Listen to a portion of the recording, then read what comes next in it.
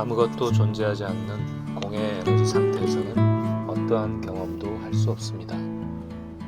경험을 하기 위해서는 생각이라는 에너지의 흐름이 생기고 음과 양이 에너지의 움직임에 의하여 입자가 모여 물질화되어야 합니다. 에너지의 흐름은 표면 의식과 수면 아래 가라앉아 있는 빙산과 같은 거대한 무의식에 의한 생각과 감정으로 만들어집니다. 한 생각이 일어나면 우주 만물이 만들어지고 스스로 만든 세상 속에서 에고라는 개체의 틀에 갇혀 있으면서 자신이 만든 세상인지도 모른 채 온갖 오욕, 즉 수면욕, 식욕, 색욕, 명예욕, 재물욕, 그리고 칠정, 즉 기쁨, 분노, 슬픔, 즐거움, 사랑, 미움, 욕심의 욕망과 감정 속에서 살아갑니다. 괴로움을 모르면 즐거움을 알 수가 없기 때문에 영혼은 이원성의 세계에서 상반된 면을 경험함으로써 새로운 확장된 의식을 창조하기 위한 여정을 떠나게 됩니다. 그래서 스스로 제약을 받을 수밖에 없는 한정된 몸에 갇혀서 자신을 육체로 여기며 살아갑니다. 한정된 육체라는 틀에 갇혀 있기 때문에 결핍을 경험할 수밖에 없고 이기적인 에고의 특성이 드러나면서 부정적 생각으로 인한 감정이 해소되지 못함으로써 무의식에 쌓이게 됩니다. 여기서 에고로서 살아가면서 받는 불안, 두려움, 슬픔, 분노 등 부정적 감정을 느껴주지 못하고 붙잡고 있거나 억누르면 오히려 불안, 두려움, 슬픔, 분노의 체험을 끌어당기는 문제가 발생합니다. 이러한 원인은 부족함이 없고 온전한 참나로서의 자신을 망각한 채 자신을 몸속에 갇혀있는 에고의 나로 착각하며 살아가기 때문입니다. 자신이 체험하는 에고를 바라보는 나, 즉 참나임을 인식하지 못하고 아바타에 불과한 에고의 배역에 몰입하여 대부분의 사람들은 그렇게 살아갑니다. 누군가의 부모로서, 자식으로서, 친구로서, 스승으로서, 제자로서 그 외에 다양한 배역에 몰입하며 살아가고 있는 것입니다. 부모가 되어보지 않으면 자식을 키우면서 느끼는 그 애틋한 사랑의 감정을 느낄 수가 없습니다. 따라서 역할 체험을 통해 다른 자아를 포용하는 의식적 확장이 일어납니다. 하지만 이해하여 받아들이지 못하면 다름으로 인한 괴로움에 빠져 원인을 찾도록 우주는 설계되어 있는 것입니다. 에고로서 살아가면서 느끼는 괴로움은 어리석음, 즉 무지로 인해 생겨납니다. 그러나 삶을 괴롭게 하는 무지로 인한 어리석음은 오히려 보석처럼 빛나고 소중한 깊은 깨달음을 얻기 위한 과정에서 필요한 역할로 주어지기도 합니다. 괴로움의 골짜기가 깊으면 깊을수록 즐거움과 기쁨의 산봉우리는 더욱 높아집니다. 우리가 마시는 물도 중요성을 평소에 모르다가 목마름 상태에서 한 모금의 물이 얼마나 소중한 것인지 느낄 수 있습니다. 이처럼 무지를 깨닫고 괴로움에서 벗어나게 되면 괴로움을 준 대상은 남이 아니라 바로 자신임을 알 수 있습니다.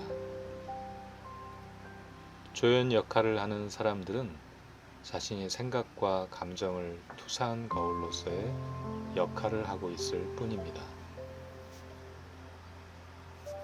많은 사람들이 무지로 인한 어리석음으로 부정적인 감정을 느껴주지 못하고 괴롭게 만든 대상을 타인에게 투사하면서 살아갑니다. 그러나 그러한 괴로움을 만든 것도 자신이고 억압된 느껴주지 못한 감정을 해소하기 위해 현실에 드러나게 만든 것도 자신임을 알아야 합니다. 다른 누구도 아닌 오직 자신만이 스스로 이 세상을 만들고 경험하며 살아가고 있는 것입니다.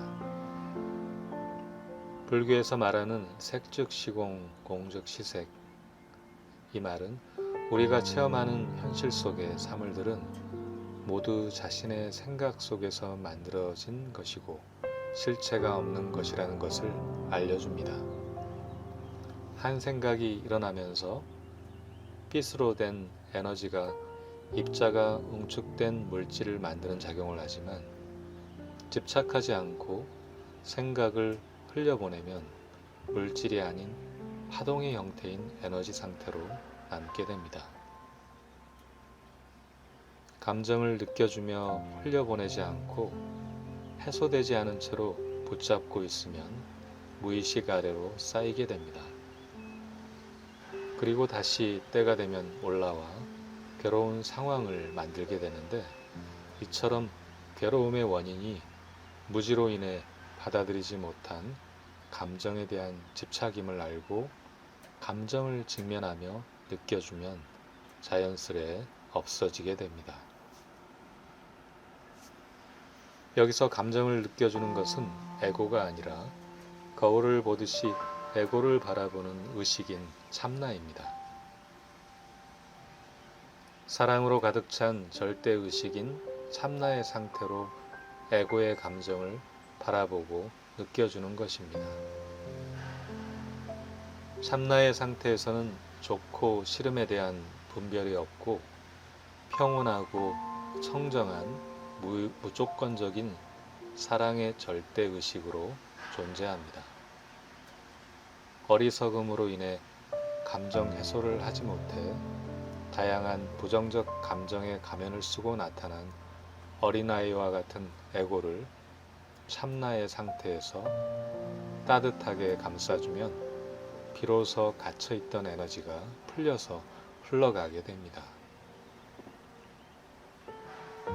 참나는 에고의 오감과 생각 그리고 감정을 통해 세상을 경험하지만 경험하기 위해 본인이 참나임을 모른 채 에고로서 존재할 수밖에 없는 삶을 살아갑니다. 이원성의 세계에 노출된 에고는 어리석은 선택에 빠질 가능성이 높습니다. 에고는 무지에 의한 반복적인 어리석은 선택으로 인해 괴로움을 점점 키워나가다가 자신의 괴로움을 바라보는 존재가 있음을 알아차리게 됩니다. 에고의 감정을 느끼면서 바라보는 자가 바로 참나입니다.